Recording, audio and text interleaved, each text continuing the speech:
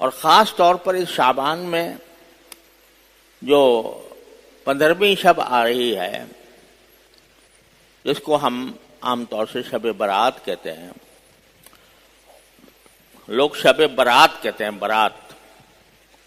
تو برات ایک تو نکاح والی برات ہوتی ہے، وہ سمجھتے ہیں کہ یہ کوئی برات آئے گی اس میں، اس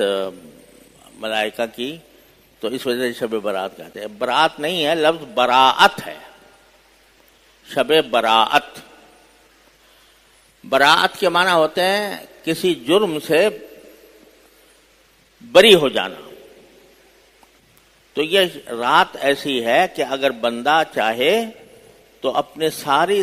پرانی سابق زندگی کے گناہوں سے، اس جرائم سے بری ہو جائے، اس لیے کچھ شب برات کہتے ہیں۔ اور یہ 15ویں شب ہے اس شعبان کے مہینے کی، جو انشاءاللہ اس ہفتے میں بدھ کے دن آنے والی ہے۔ تو یہ رات بھی اپنی ایک اہم فضیلت رکھتی ہے۔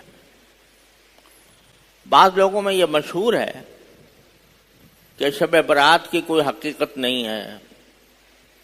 اور شب برات کے کوئی خاص فضائل نہیں ہیں، لیکن یہ بات درست نہیں۔ شب برات کی فضیلت تقریباً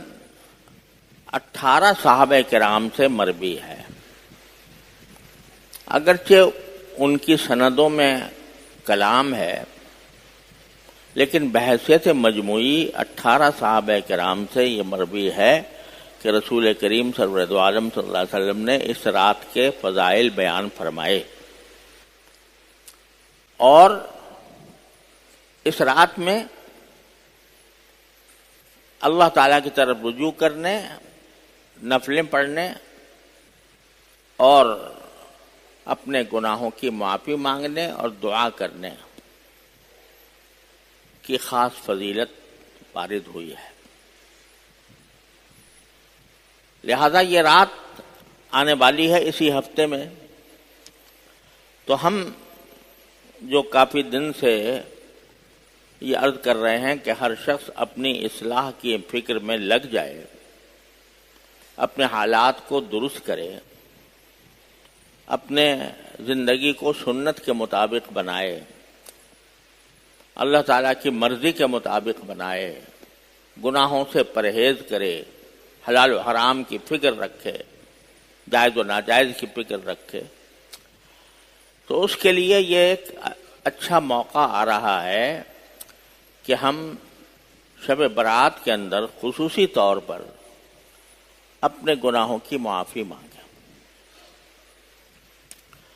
اور صرف اپنے گناہوں کی نہیں بلکہ پوری امت کی طرف سے معافی مانگیں،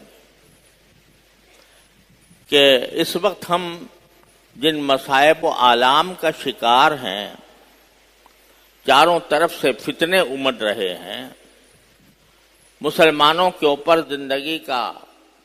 عرصہ تنگ ہو رہا ہے، کفر و الحاد کی طاقتیں بڑھتی جا رہی ہیں، اور دین پر عمل کرنے والے سکڑ رہے ہیں،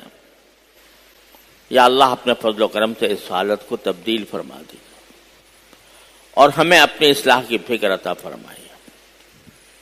یہ دعا کرنی چاہیے۔ اس دعا کا یہ بہترین موقع آنے والا ہے شب برات کے موقع پر۔